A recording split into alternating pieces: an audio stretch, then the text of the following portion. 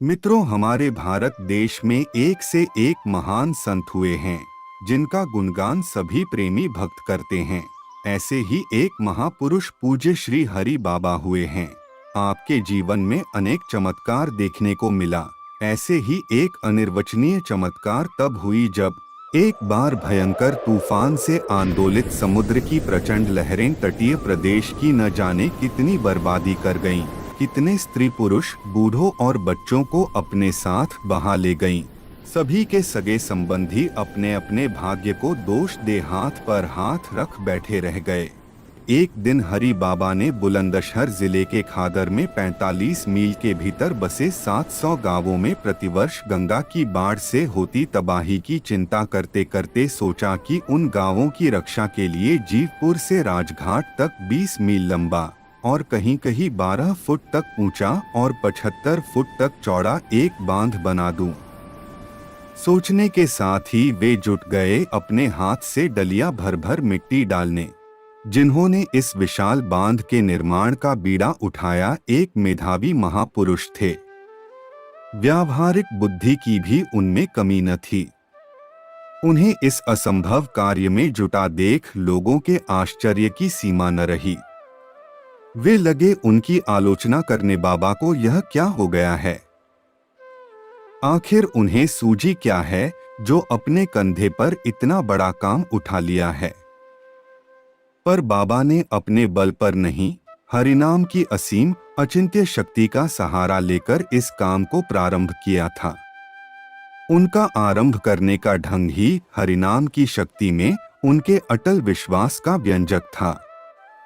सन 1922 के पौष मास में उन्होंने एक दिन सिलारा घाट पर अपने कुछ प्रेमियों के साथ नाम कीर्तन किया। फिर गंगा माता को प्रणाम, गणेश पूजन, स्वस्तिवाचन और मंगल पाठ के पश्चात मिट्टी डालने का काम शुरू किया। अपने प्रेमी भक्तों से कहा, मैंने प्रण किया है कि चैत्र शुक्ला अष्टमी तक मिट्टी डालने का काम पूरा कर दूंगा। यदि ऐसा न कर सका तो प्राण त्याग दूंगा। आप लोग जो मेरे साथ सहयोग करना चाहें, बांध का जो भी काम करें, हरिनाम का उच्चारण करते हुए करें। नाम प्रभु अवश्य हमारे संकल्प को पूरा करेंगे, इसमें मुझे तनिक भी संदेह नहीं। अब लोगों के शंका और तर्क वितर्क करने का अवसर न रहा। बाबा ने प्राण की बाजी जो लगा दी थी, उनके प्रेमी भक्तों के लिए, जिनकी संख्या अनंत थी, बांध के निर्माण में जुट जाने के सिवा दूसरा कोई विकल्प न रहा। वे जुट गए बाबा के साथ मिट्टी ढोने में। पर इस विशाल कार्य के लिए बहुत अधिक धन, इंजीनियरों और श्रमिकों की भी आवश्यकता थी। केवल श्रमदान से मिट्टी डालकर तो इसका होना संभव था नहीं। इसलिए बाबा समय निकालकर कुछ भक्तों के साथ भिक्षा को भी जाने लगे। थोड़े ही समय में सारी व्यवस्था हो गई। बाबा के भक्त कुछ अवकाश प्राप्त इंजीनियरों और ओवरसियरों ने अवैतनिक रूप से काम करना शुरू कर दिया। हजारों की संख्या में सेवापरायण स्त्री पुरुष, बूढ़े बच्चे मिट्टी डालने के काम में लग गए। हजारों पैसा लेकर काम करने वाले मजदूर भी ठेकेदारों के नीचे काम करने लगे।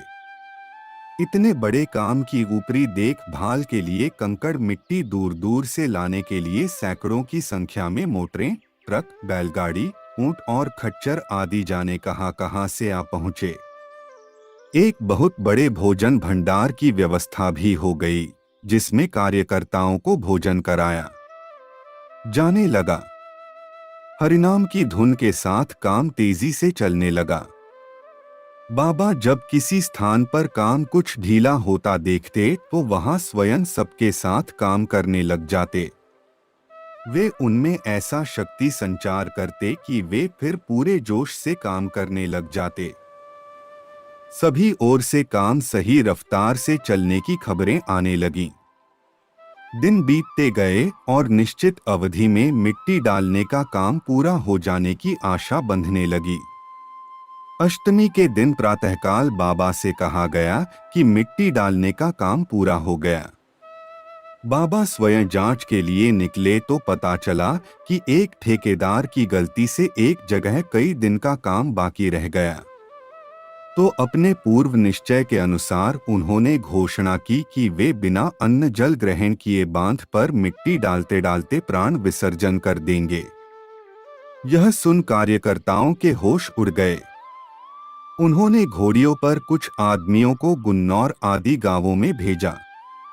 वहां से तत्काल हजारों आदमियों की भीड़ फावड़ा और डलिया ले लेकर टूट पड़ी। सबने मिलकर रात्रि 10 बजे तक काम पूरा कर दिया। बाबा ने सबको साधुवाद दिया। दूसरे दिन रामनवमी का उत्सव बड़ी धूमधाम से मनाया गया। 10,000 लोग उत्सव में सम्मिलित हुए। उसी दिन से बांध पर कंकड़ डालने का काम शुरू कर दिया गया। ज्येष्ठ के दशहरे तक वह भी पूरा हो गया। आषाढ़ में गंगाजी पूर्व की तरह चढ़ी, पर बांध के कारण इस क्षेत्र के 700 गांवों में से एक को भी क्षति न पहुंचा सकी। आश्विन में दशहरे से शरद पूर्णिमा तक बांध का उत्सव मनाया गया। अखंड कीर्तन, रासलीला, कथा और प्रवचन आदि की सुंदर व्यवस्था की गई। बांध पर इस उत्सव की परंपरा पड़ गई और यह इसी समय प्रतिवर्ष मनाया जाने लगा। अब प्रतिवर्ष की गंगा की बाढ़ तो समाप्त हुई, भक्ति की बाढ़ आ गई।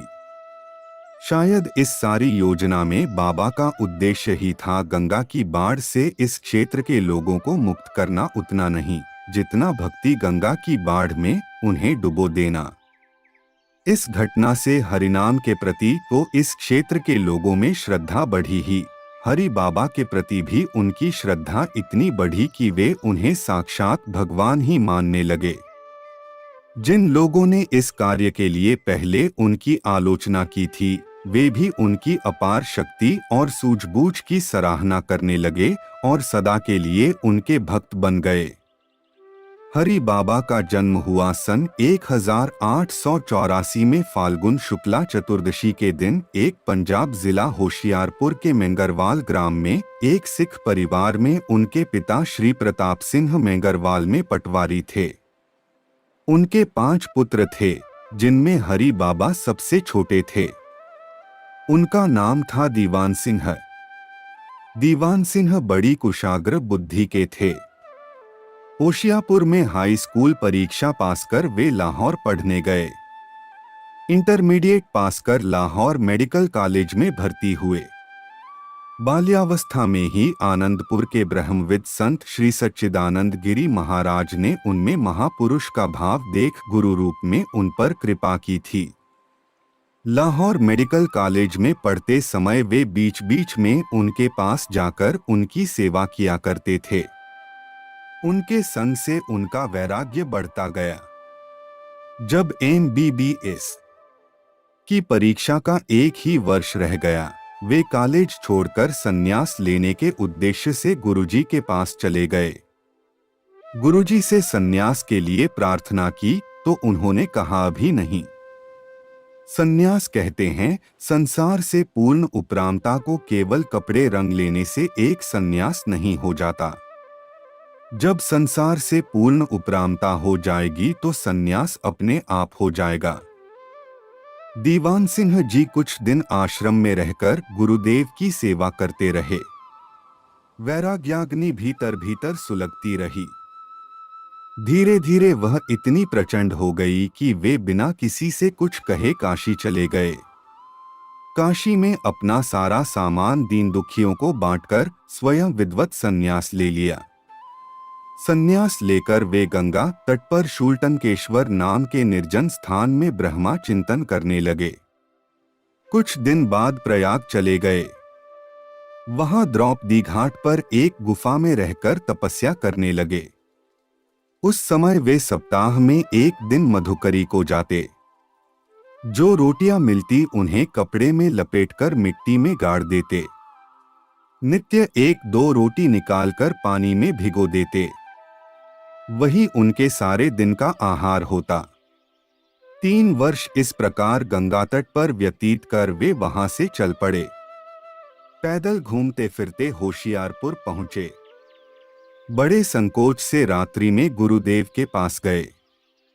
वे उन्हें संन्यास वेश में देख प्रसन्न हुए और बोले, तुम स्वयं ही साधु हुए हो, इसलिए तुम्हारा नाम रखा स्वतः प्रकाश। कुछ दिन फिर गुरुदेव की सेवा में संलग्न रहकर वे बुलंदशहर जिले में अनूप शहर से 4 मील दक्षिण भृगु क्षेत्र में गंगा तट पर जाकर रहने लगे। वहां उनकी श्री उड़िया बाबा और श्री अच्युत मुनि से भेंट हुई। अच्युत मुनि से वे वेदांत ग्रंथों का अध्ययन करने लगे। अच्युत मुनि जब वर्धा जाने लगे तो उन्हें अपने साथ ले गए। वहां भी उनका वेदांत अध्ययन चलता रहा।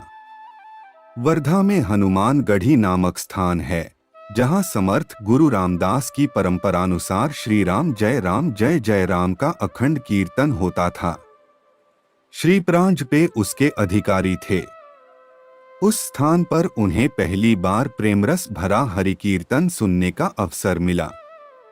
उसने उनकी हृदय तंत्री को जैसा स्पर्श किया वैसा किसी वस्तु ने पहले नहीं किया था। उसमें एक नए भाव का उन्मेष हुआ। उनकी जीवन धारा में एक नई तरंग उठी जो एक नई दिशा खोजने लगी। उस समय उनमें जिन सात्विक भावों का उदय हुआ, उनसे परांजपे महोदय का ध्यान उनकी ओर आकर्षित हुआ। उन्होंने उन्हें उपयुक्त पात्र जान महात्मा शिशिर कुमार घोष की लॉर्ड गौरांगा पुस्तक पढ़ने को दी। पुस्तक को पढ़कर उन्हें वह नई दिशा मिल गई। उनकी जीवनधारा अबाध गति से गौरांग महाप्रभु द्वारा प्रदर्शित भक्ति पथ पर बह चली। अभी तक उन्होंने वेदांतियों का ही संग किया था, वेदांत ग्रंथों का ही अध्ययन किया था। उनके जन्मजात भक्ति के संस्कारों को जगाने वाला न तो कोई संग उन्हें मिला था, न वैसा कोई साहित्य। वे ज्ञान के लक्ष्य को ही अंतिम लक्ष्य मानकर उसके अनुसार ध्यान धारणा में लगे हुए थे। लॉर्ड गौरांग पढ़कर उनकी समझ में आया कि ज्ञानियों का लक्ष्य ज्ञानी को संसार के सुख दुख से परे एक तुरीय अवस्था का अनुभव कराता है अवश्य, पर वह अपने पृथक अस्तित्व को भूलकर ब्रह्मानंद के निस्तरंग समुद्र में खो जाता है और उस तुरीयातीत रसानुभूति से वंचित रह जाता है, जिसका अनुभव करने और कराने के लिए परब्रह्म एकोह बहुश्याम के अनुसार एक से अनेक होता है। वह अह ब्रह्मास्मि का चिंतन करते करते ब्रह्मा में लीन होकर अपने को ब्रह्मा मानने लगता है। इस प्रकार द्वैत से अद्वैत में प्रवेश कर वह प्रभु की उस प्रक्रिया को उलट देता है जिसमें वे एक से अनेक होकर उत्कृष्टतम प्रेम लीला रस का स्वयं आस्वादन करते हैं और दूसरों को कराते हैं। आप्तकाम और आत्माराम होते हुए भी प्रभु स्वयं उस रस के लिए लालायित रहते हैं। यह अपने आप में इस बात का प्रमाण है कि यह रस ब्रह्मानंद की अपेक्षा कितना उत्कृष्ट और लोभनीय है। स्वतः प्रकाश नाम के सत्य की खोज में लगे इन ज्ञानी महात्मा पर लाई गौरांग पढ़कर भक्ति का रंग चढ़ना स्वाभाविक था। इसके रचिता प्रसिद्ध देशभक्त श्री शिशिर कुमार घोष भी पहले ज्ञान मार्ग के साधक थे। चैतन्य चरितामृत ग्रंथ का स्पर्श करते ही वे भक्तिभाव में डूब गए थे। भक्तिभाव संपन्न किसी व्यक्ति को, जिसे प्रभु के प्रेम की प्राप्ति हो चुकी है, ज्ञान का आश्रय लेते नहीं देखा गया। पर ज्ञानियों के ऐसे अनेक उदाहरण हैं जिन्होंने ज्ञान मार्ग का परित्याग कर भक्ति का सहारा लिया है। श्रीमद् भागवत के अनुसार तो निर्गुण ब्रह्मा के उपासक आत्माराम मुनिगण हरि के गुणों से आकृष्ट हो उनकी अहेतुकी भक्ति करते ही आए हैं। आत्मारामाष्ट मुनियो निर्ग्रंथा अप्युरुक्रमे कुर्वन्त्यः तुर्की भक्तिमित्थम भूत गुणो हरियः।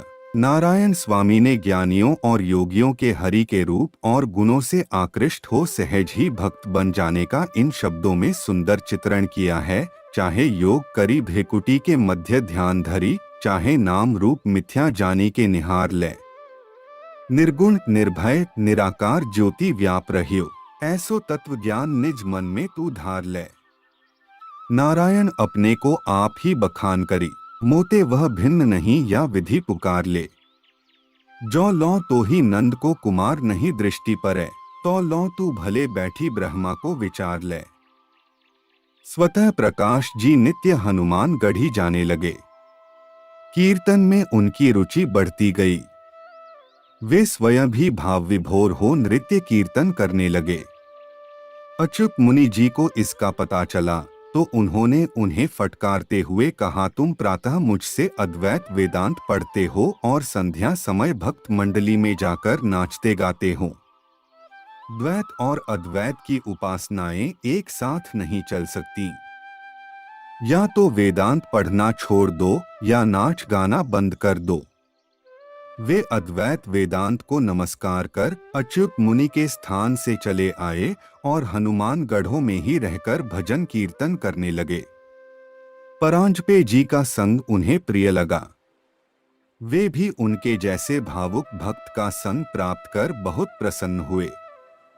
उनके आग्रह से उन्होंने हनुमान गढ़ी में कथा प्रवचन के समय लॉर्ड गौरांग के आधार पर हिंदी में कथा कहना स्वीकार किया। भक्त के मुख से भक्तावतार गौरांग महाप्रभु की कथा सुन श्रोताओं को बड़ा सुख मिला। कुछ दिन भक्तों को गौर कथामृत पान करा वे वहां से चल दिए। नर्मदा के उद्गम स्थान अमरकंटक होते हुए गवा पहुंचे। गवा अनूप शहर से कुछ दूर एक गांव है। वहां के धनी मानी भक्त लाला कुंदन लाल जी और उनके भतीजे हीरालाल जी से उनका प्रेम संबंध उसी समय जुड़ गया था जब वे पहली बार भृगु क्षेत्र गए थे। इस बार उन्होंने गवा और उसके आसपास बरेरा, निजामपुर, शिवपुरी, भिरावटी आदि ग्रामों में जा जाकर भक्तों की खोज की। उन्हें लेकर जगह जगह संकीर्तन यज्ञ का आयोजन किया। कीर्तन करना और कराना उनके जीवन का मुख्य अंग बन गया। वे सभी जाति और वर्ग के लोगों से हरिनाम का कीर्तन करने का आग्रह करने लगे। कभी कभी तो वे रास्ता चलते लोगों के पीछे पड़ जाते और उनसे कीर्तन करवा कर रहते। एक बार ज्येष्ठ के महीने में वे बरेरा से गवा हरिनाम उच्चारण करते हुए जा रहे थे। रास्ते में देखा एक बूढ़े कुम्हार को जो मिट्टी के बर्तनों का टुकड़ा सिर पर रखे सिंधौली जा रहा था। वह बहुत थका जान पड़ता था। अभी वहां से 3 मील दूर था। उन्होंने उससे कहा, भैया तुम बहुत थके हो, थोड़ा छाया में विश्राम कर लो, तुम्हारा टोकरा में उतरवाए लेता हूं। उन्होंने उसका टोकरा उतरवा लिया। कुछ देर विश्राम कर जब वह चलने को हुआ तो बोले, अब तुम यह टोकरा मेरे सिर पर रख दो और मेरे पीछे हरिनाम उच्चारण करते चले आओ। मैं तुम्हारा काम कर दूं, तुम मेरा कर दो। नहीं नहीं बाबा, यह कैसे हो सकता है, बूढ़े ने कहा। पर वह उनका विनयपूर्ण आग्रह न टाल सका। वे टोकरा सिर पर रख आगे आगे चले और बूढ़ा मंत्रमुग्ध की तरह नाम उच्चारण करता पीछे पीछे। सिंधौली गांव के बाहर पहुंचकर उन्होंने टोकरा उसके सिर पर रखते हुए कहा, देखो मैंने तुम्हारा बोझा ढोया है। मजदूरी के रूप में तुम्हें नित्य कुछ समय हरिनाम करना होगा। करोगे न? करूंगा, एक सम्मोहित व्यक्ति की तरह उसने कहा। बाबा की उस समय की भावपूर्ण छवि के साथ हरिनाम उसके हृदय में सदा के लिए समा गया। इसी प्रकार वे कभी किसी घसियारे की घास छीलकर, कभी किसी किसान का हल चलाकर और कभी किसी के हाथ से ढेकुली छीन उसकी कुइया चलाकर उसके मन प्राण अपने वश में कर लेते और फिर हरिनाम करते रहने का उससे वचन भरवा लेते। गांव के लोगों के साथ वे तरह तरह के खेल खेलते जिनमें हरिनाम कीर्तन की प्रधानता होती। जैसे कबड्डी खेलते तो सांस रोककर कबड्डी कबड्डी कहने के बजाय और घेरा बनाकर कोड़े का खेल खेलते तो कोड़ा जमाल शाही आदि कहने के बजाय हरिनाम का उच्चारण करवाते। सबके साथ महाप्रभु की लीलाओं का अभिनय भी किया करते जिसमें वे स्वयं महाप्रभु का पाठ लेते। महाप्रभु की संन्यास लीला के अभिनय के पश्चात महाप्रभु के भाव से अभिभूत हो वे उन्हीं की तरह रात्रि के समय बिना किसी को बताए उन्हें छोड़कर किसी अज्ञात स्थान में चले जाते। उनका विरह उन्हें असह्य हो जाता। वे उनका और उनके साथ की हुई महाप्रभु की लीलाओं का स्मरण कर रोते। उन्हें फिर अपने बीच पा लेने के उद्देश्य से कई कई दिन का अखंड कीर्तन करते। तब वे अज्ञातवास से लौटकर फिर उनके साथ लीला, कीर्तन और खेलकूद का कार्यक्रम आरंभ कर देते। इस प्रकार हरिनाम का उस क्षेत्र में खूब प्रचार हुआ और हरिनाम के प्रति वहां के लोगों में अटूट श्रद्धा हो गई। वे सुख के समय हर्ष और उल्लास व्यक्त करने के लिए और दुख के समय संकट निवारण करने के लिए हरिनाम कीर्तन ही किया करते। ऐसा करते समय उन्हें हरिनाम के चमत्कारों का भी कई बार अनुभव हुआ। एक बार उस क्षेत्र में भयंकर सूखा पड़ा। अनावृष्टि के कारण त्राहि मच गई। लोगों ने बाबा से कहा, महाराज कुछ कीजिए, नहीं तो न जाने कितने घर बर्बाद हो जाएंगे, कितने मवेशी मर जाएंगे। बाबा ने उत्तर दिया, नाम भगवान तुम्हारे साथ हैं, फिर किस बात की चिंता। ऐसा कौन सा असंभव कार्य है जो उनकी कृपा से नहीं हो सकता। उनकी शरण लो और निश्चिंत हो जाओ। कुछ विचार विमर्श के बाद निश्चय हुआ कि स्वयं बाबा और उनके 4 भक्त पंडित जयशंकर, पंडित ललिता प्रसाद, श्री नित्यानंद और श्री जौहरीलाल 7 दिन तक केवल दूध पीकर कीर्तन करते हुए गांवों में फेरी करेंगे और कथा का समय होने पर कहीं भी बैठकर कथा करेंगे।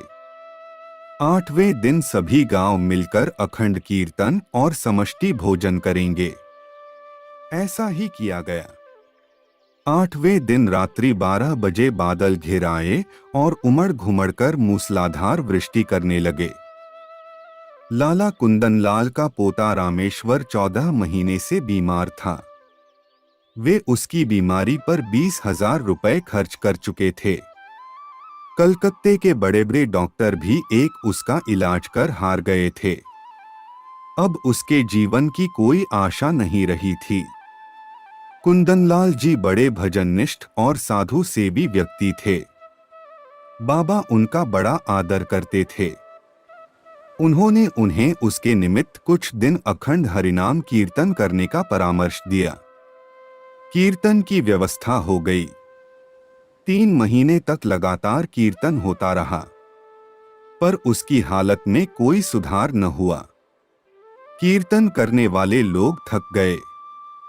घर के लोग भी कीर्तन में विश्वास खो बैठे। केवल बाबा की आज्ञा का पालन करने के लिए किसी प्रकार कीर्तन खींचता रहा। यह देख बाबा ने कहा, इस तरह कीर्तन करने से क्या लाभ।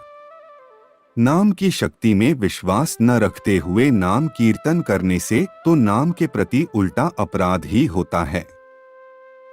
यदि सचमुच आप रामेश्वर को बचाना चाहते हैं तो प्राण की बाजी लगाकर श्रद्धापूर्वक नाम कीर्तन करें। रामेश्वर ठीक होगा, इसमें तनिक भी संदेह नहीं।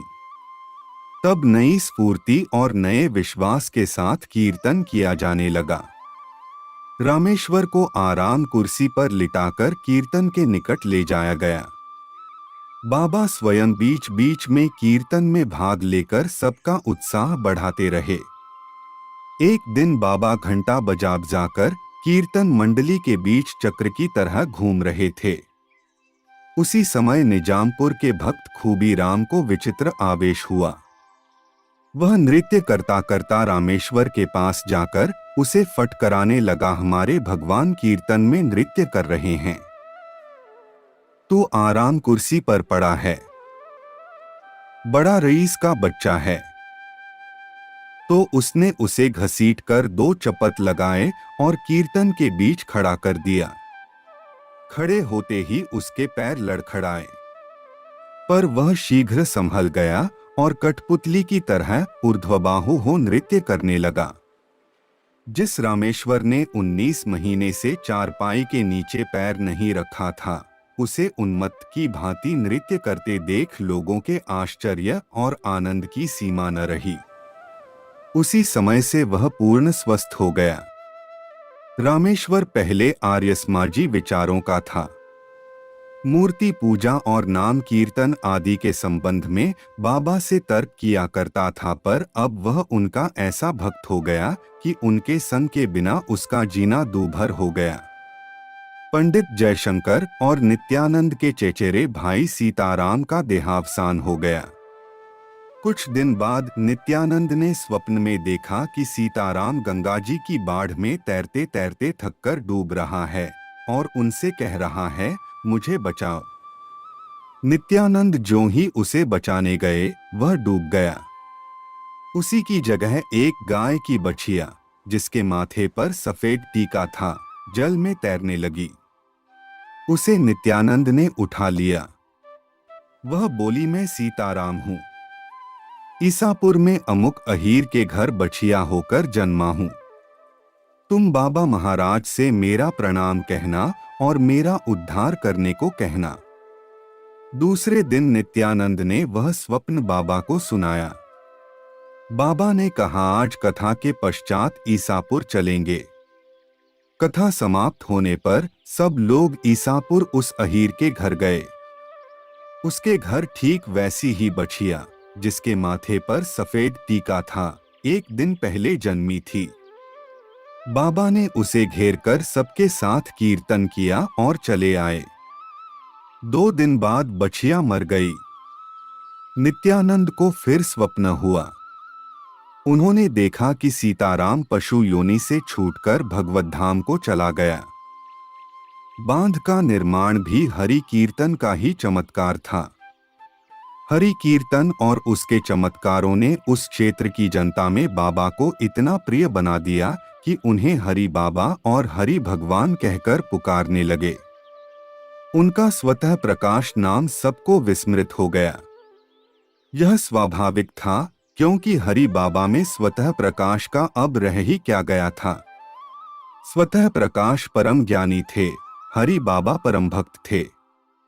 स्वतः प्रकाश मोक्षकामी थे, हरि बाबा मोक्ष की कामना को भक्ति में बाधक मानते थे। स्वतः प्रकाश ब्रह्मनिष्ठ थे, हरि बाबा गौरांग महाप्रभु के अनन्य भक्त थे। हरि बाबा की उपासना के संबंध में हमारे श्री महाराज जी ग्रंथ के लेखक ब्रह्मचारी शिवानंद आंजनेय ने लिखा है, आपके हृदय धन है श्री कृष्ण चैतन्य।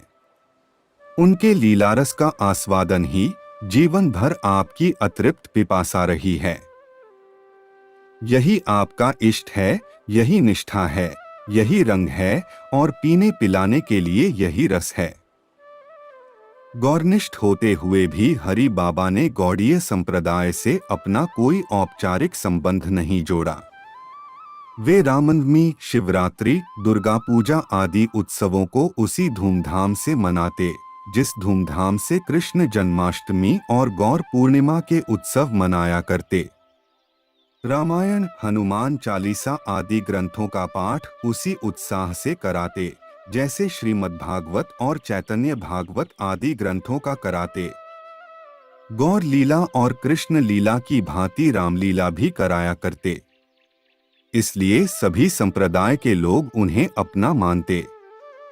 फिर भी गौरांग महाप्रभु और संकीर्तन का प्रचार उनके जीवन का मुख्य उद्देश्य रहता।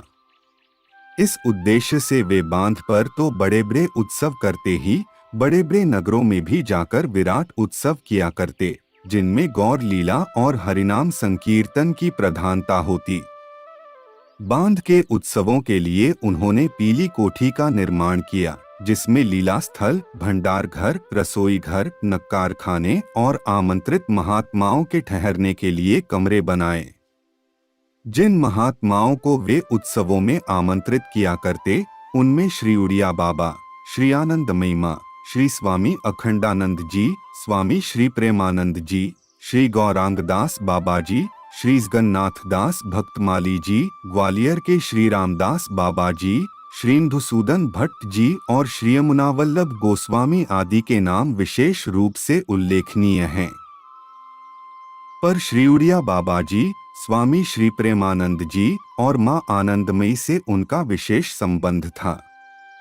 उड़िया बाबा से उनका स्नेह तभी हो गया था जब वे प्रथम बार भृगु क्षेत्र गए थे और उन्हीं की तरह ज्ञान मार्ग की साधना में संलग्न थे। भक्ति पथ में पदार्पण करने के पश्चात भी उनका उनसे स्नेह वैसा ही बना रहा।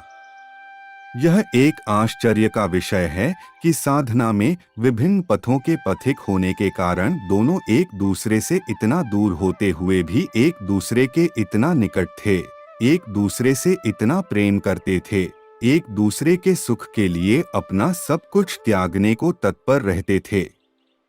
उड़िया बाबा ने हरि बाबा के कारण अपना जन्म भर का किसी सवारी पर न चढ़ने का नियम तोड़ दिया था।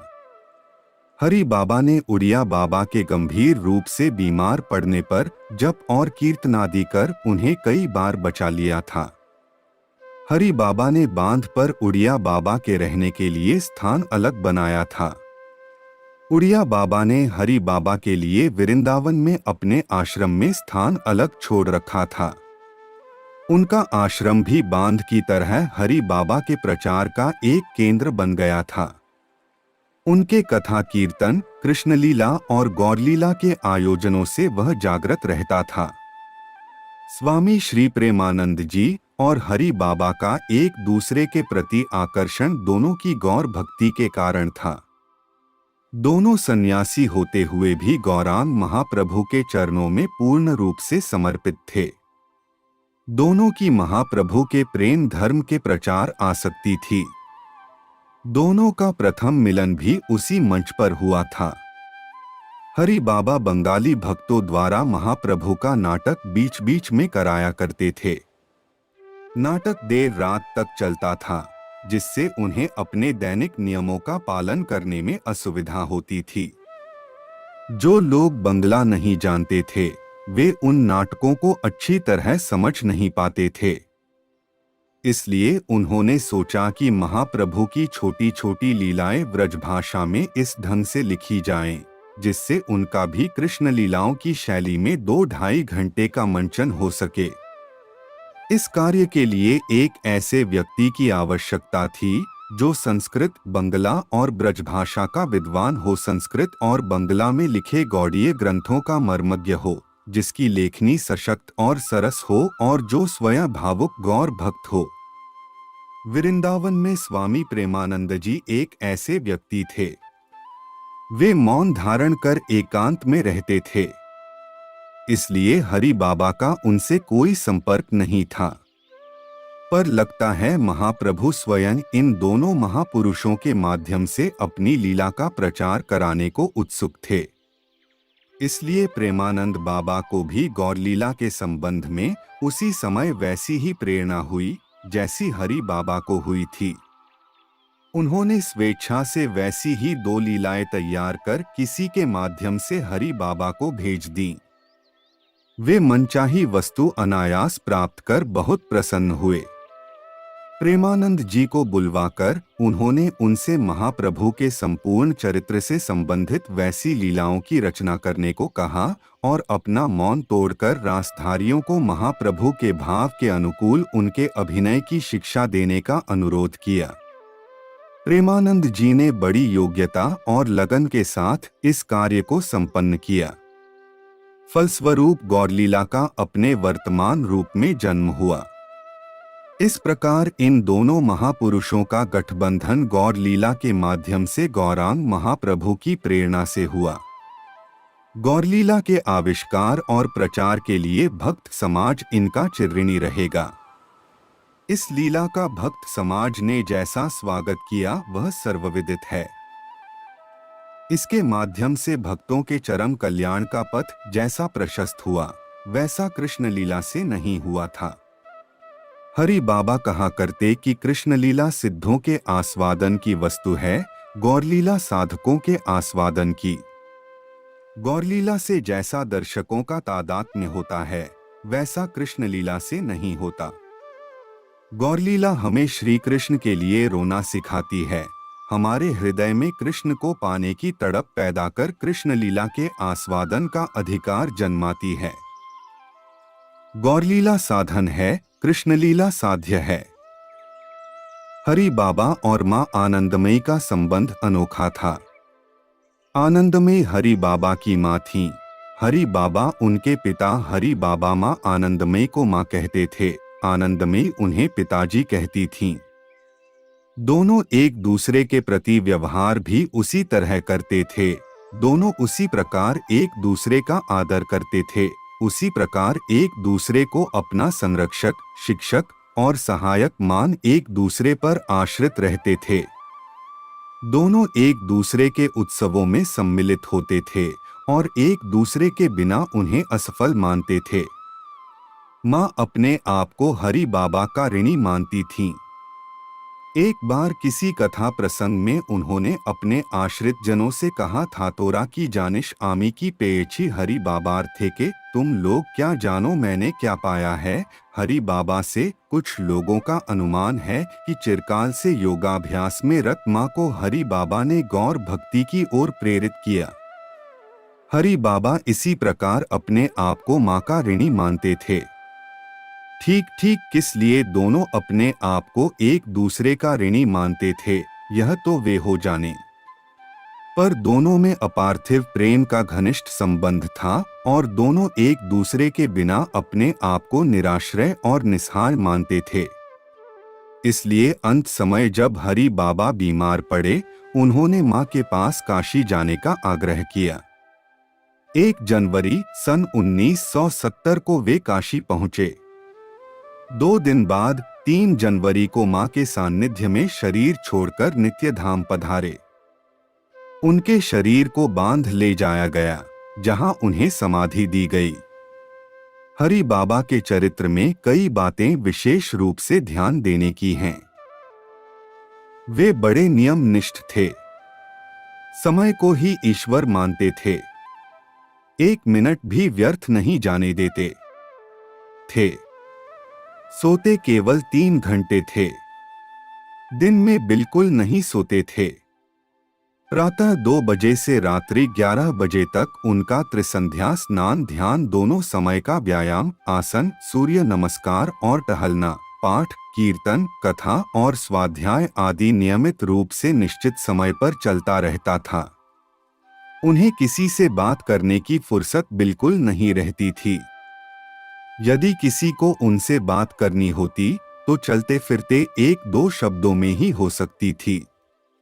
व्यर्थालाप वे बिल्कुल नहीं करते थे। किसी की आलोचना सच्ची हो तो भी नहीं सुन सकते थे। वे कहते थे, व्यर्थालाप दिवास्वापन त्यजेच्छ पर नारिवत, अर्थात व्यर्थालाप और दिन में सोना परस्त्री के समान त्याग देना चाहिए। आलस्य तो उन्हें छूकर भी नहीं गया था। यदि कभी आलस्य का बोध करते तो खड़े हो जाया करते या टहलने लगते। आलस्य का कारण वे अधिक भोजन बताते थे। इसलिए सदा शुद्ध सात्विक स्वल्पाहार करते थे। वे स्वयं कहा करते थे, मैंने सारा जीवन न कभी पेट भर खाया, न मैं कभी नींद भर सोया। उनकी ख्याति जैसे जैसे बढ़ती गई, वैसे वैसे उनका वैराग्य और दैन्य बढ़ता गया। अपनी ओर से उन्हें गुरु मानने वाले लोगों की संख्या भी बढ़ती गई, पर उन्होंने शिष्य किसी को नहीं बनाया। यदि किसी ने आग्रह किया तो कहा, मैं शिष्य तो बन नहीं सका, गुरु कैसे बनूं? पाठ, कीर्तन और लीला आदि में उन्हें ऊंचा सिर किए बैठे कभी किसी ने नहीं देखा। उनका सिर सदा झुका होता, दृष्टि पृथ्वी पर गड़ी होती और वृत्ति अंतर्मुखी होती। कृष्ण लीला हो, गौर लीला या रामलीला, लीला के समय वे स्वरूपों के पीछे खड़े, नेत्र नीचे किए, उन्हें पंखा झलते होते या चमर डुलाते होते। उस समय साक्षात भगवान की सेवा में अपने को मान चमर डुलाते और अर्धोन्मीलित नेत्रों से भावपूर्ण, शांत, सौम्य मुद्रा में नीचे देखते हुए भी उनकी मनोहर छवि, जो भक्ति भाव उद्दीप्त कर दर्शकों के मन प्राण हर लेती, बिसराई नहीं जा सकती।